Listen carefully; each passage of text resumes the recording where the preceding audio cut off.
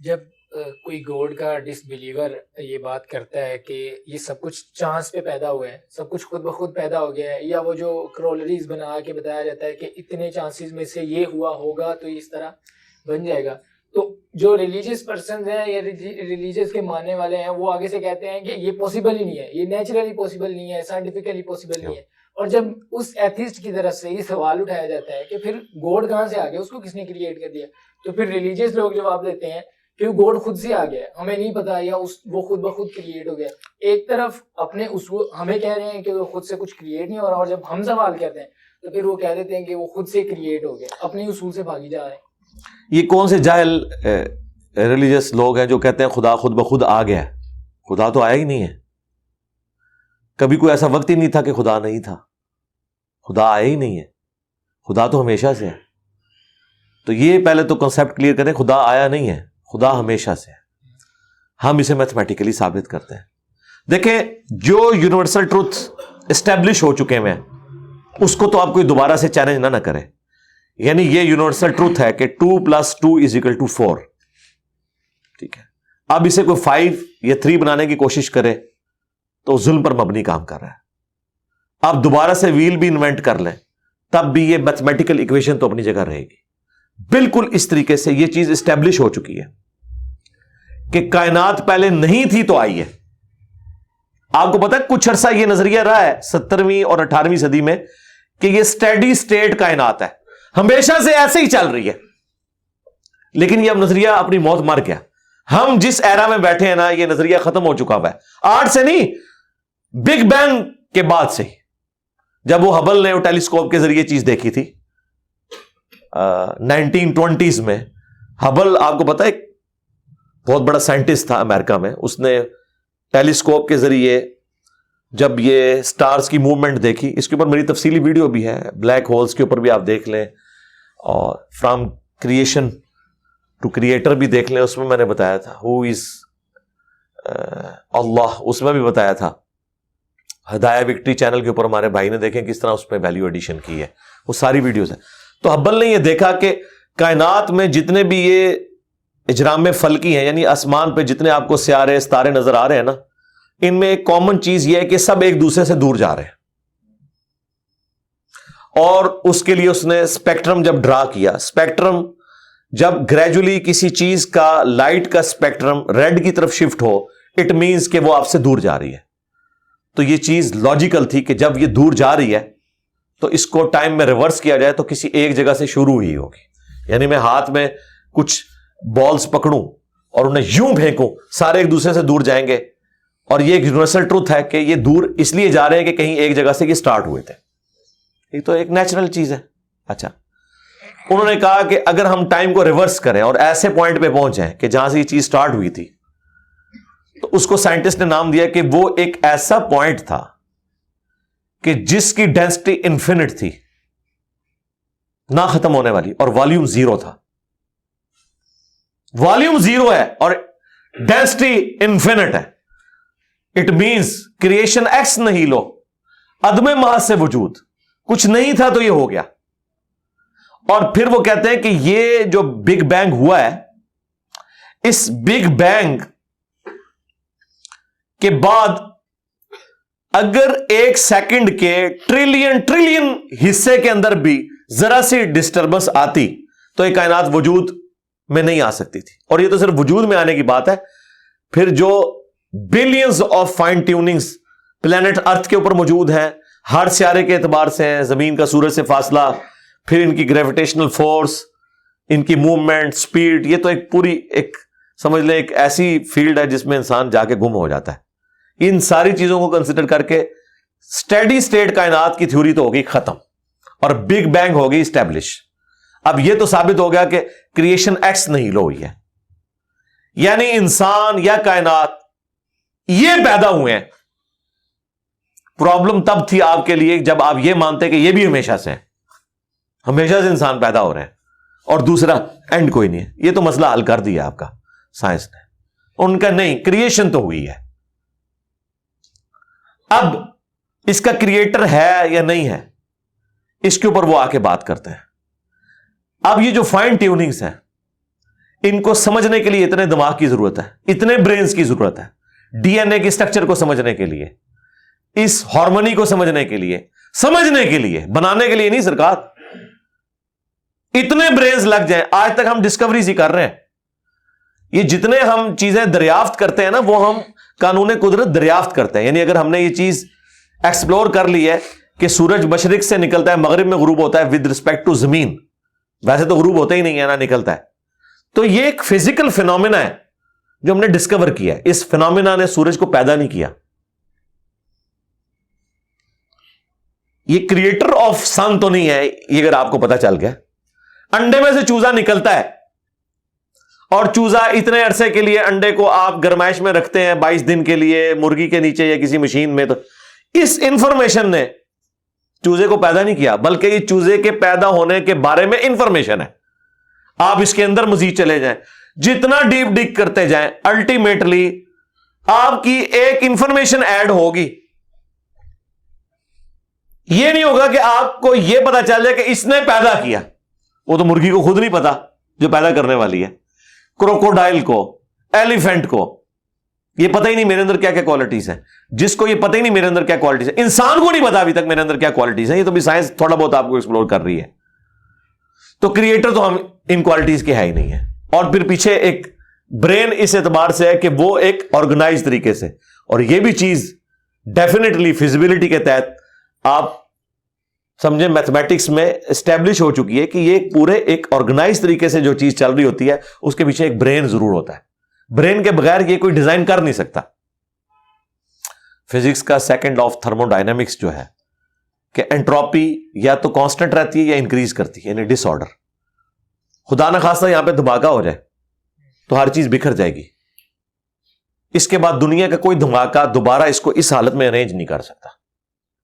اس کو کہتے ہیں انٹروپی, کہ کہیں پہ بگاڑ آتا ہے تو وہ بڑھتا ہے. یہ ہو سکتا ہے کہ مزید آپ لوگ لائیں تو یہ بگاڑ اور بڑھتا جائے, یا جتنا ہے اتنا ہی رہے, واپس آرگنائز نہیں ہو سکتا جب تک کہ دوبارہ سے انٹروین کر کے آپ یہ کرنا. جس طرح وہ زیارت میں انہوں نے محمد علی جناح کے وہ سارے وہ میوزیم تباہ کر دیا تھا دہشت گردوں نے, تو دوبارہ سے انہوں نے بنایا, تو خود بخود تو نہیں بنا. دھماکے کے بعد تو سب کچھ خود بخود پھیل گیا تھا, لیکن دوبارہ اس جگہ پہ لانے کے لیے آپ کو بجٹ لگا ہے, برین لگا ہے, ایفرٹ پٹ کی ہیں, پھر جا کے وہ آرگنائز ہوا ہے. تو اس کا مطلب ہے آرڈر بنانے کے لیے برین چاہیے ہوتا ہے, ڈس آرڈر کے لیے کوئی مسئلہ نہیں. اور ڈس آرڈر کے بعد دوبارہ آرڈر بن جائے اس کے لیے برین چاہیے. سرکار یہ کون سا ڈس آرڈر ہے, یہ کون سا بگ بینگ ہے؟ چھوٹا سا دھماکہ آرگنائز نہیں کرتا, چیز کو بگاڑتا ہے. اور اتنا بڑا دھماکہ, اتنا بڑا آرڈر لے آیا ہے کہ پلانٹ ارتھ کے اوپر 2 ملین سے زیادہ اسپیشیز ہیں.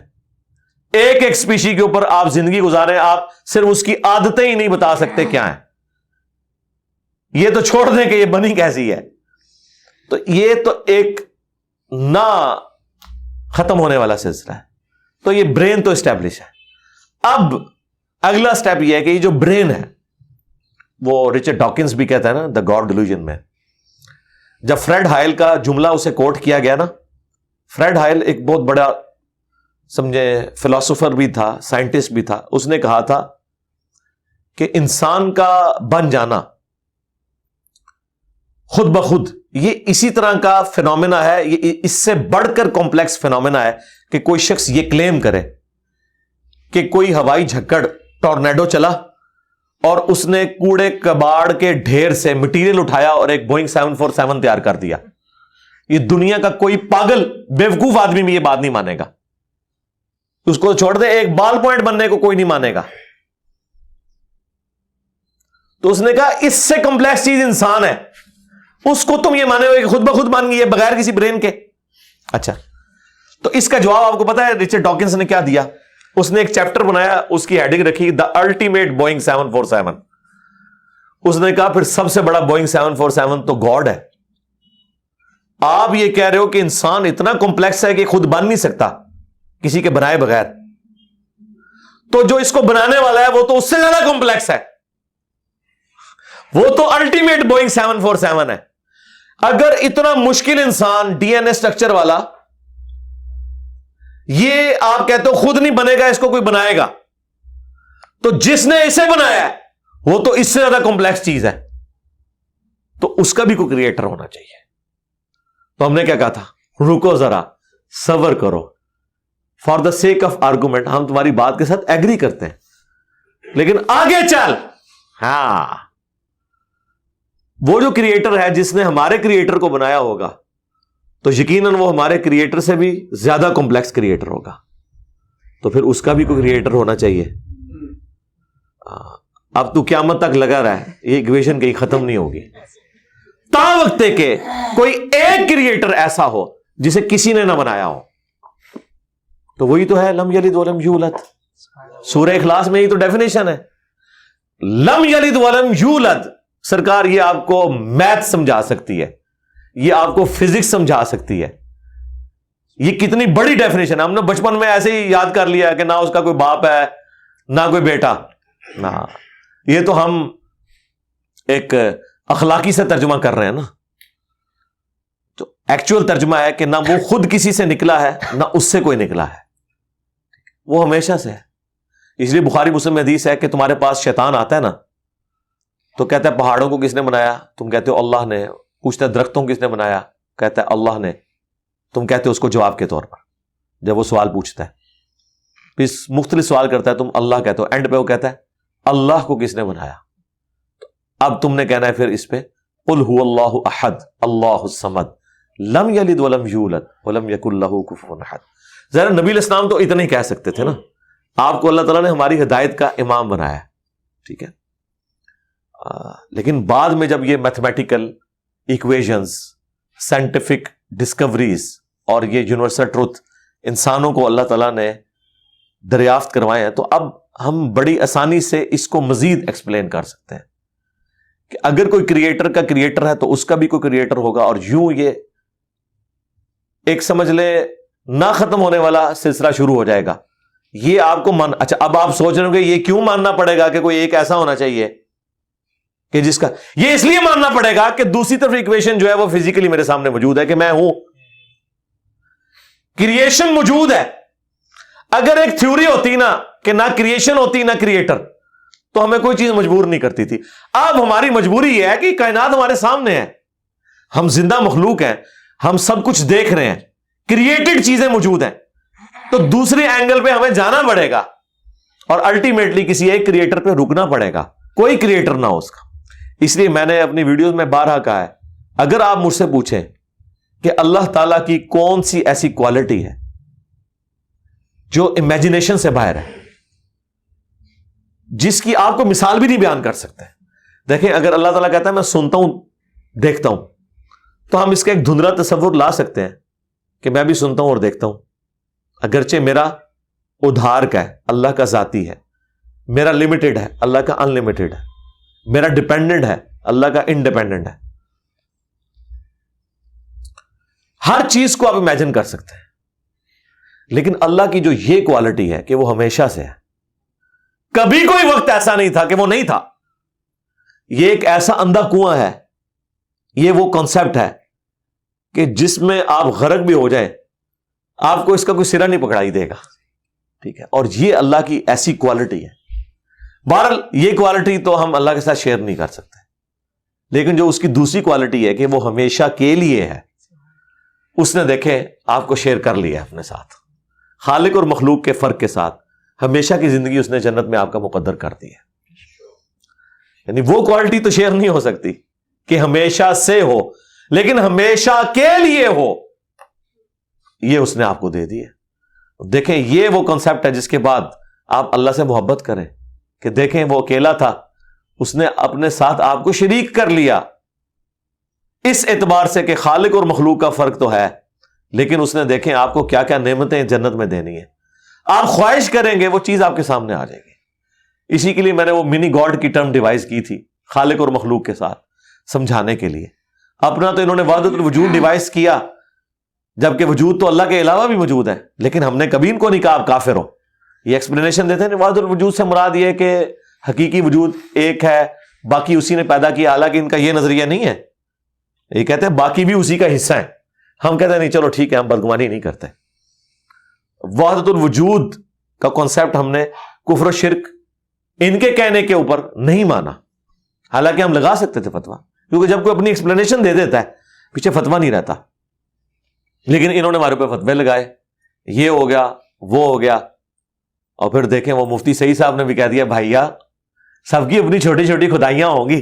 یا جنت میں وائی فائی ہوگا، سب کچھ ہوگا. بھائی کسی آدمی کے وہم و گمان میں بھی وہ چیزیں نہیں گزری جو اللہ اسے جنت میں دے گا. بھیا سب کی اپنی اپنی چھوٹی چھوٹی خدائیاں ہوں گی، اب اس سے زیادہ کیا چاہیے. بھیا سب کی اپنی اپنی چھوٹی چھوٹی خدائیاں ہوں گی، اب اس سے زیادہ کیا چاہیے. بھیا سب کی اپنی اپنی چھوٹی چھوٹی خدائیاں ہوں گی، اب اس سے زیادہ کیا چاہیے. اپنی خدائی ہوگی نا یہ ہو جائے یہ نہ ہو، اپنی خدائی ہوگی نا یہ ہو جائے یہ نہ ہو، اپنی خدائی ہوگی نا یہ ہو جائے یہ نہ ہو. ہاں آیا نا پھر. اور اب سے اس سے بڑی بات یہ کہتے ہیں یہ جی وہ جنت میں تو آپ دعا کریں گے تو آپ کو ملے گا، خواہش اور کن فیکون نہیں ہوگا. سرکار خواہش ہی ہے، اور آپ تو بات ہی نہ کریں. آپ تو اپنے بابوں کے لیے دنیا میں یہ کہتے ہیں نگاہ مار کے کر دیتا، تسی دنیا نگاہ مار کے کر دو دعا بغیر. کبھی آیا کہ عبد القادر جان نے دعا کی تو مردہ زندہ ہو گیا؟ کہا نہیں کیا اٹھ کن فیکون تسی دنیا میں بیٹھے ہوئے ہو. سانو جنت بھی کن فیکون کے اوپر تم جو ہے وہ کہتے ہو کہ یہ شرک کر رہے ہیں. تمہارے سارے بابوں کے بارے میں تم یہ دنیا میں شرک مانے ہوئے ہو جو ہے ہی سب کچھ جھوٹ ہے. ہم تو آخرت بتا رہے ہیں کن فیکون اس اعتبار سے کہ آپ کی خواہش کے بعد وہ چیز آپ کے سامنے آ جائے گی. چاہیں تو اشاروں سے اپنے کایا ہی پلٹ دیں دنیا کی. ہاں یہ حال ہے خدمت گاروں کا، سرکار کا عالم کا. اشاروں سے، دعاؤں سے نہیں. تو سانو کہتا نہیں جنت دعا تو بعد ملے گا، اشارے نہ کچھ نہیں ملے گا. تو اسی دنیا جی اپنی جہنم بنائی ہوئی ہے اس طرح کے عقیدے رکھ کے، اور جو ایکچوئل ہے وہ تو ہے انشاءاللہ تعالی. ہاں شاید آپ کے لیے اور آپ جن کو مانتے ہیں ان کے لیے نہ ہو، اس لیے آپ ماننے کے لیے تیار نہیں ہے. ہمارے لیے تو ہے انشاءاللہ تعالی، انشاءاللہ.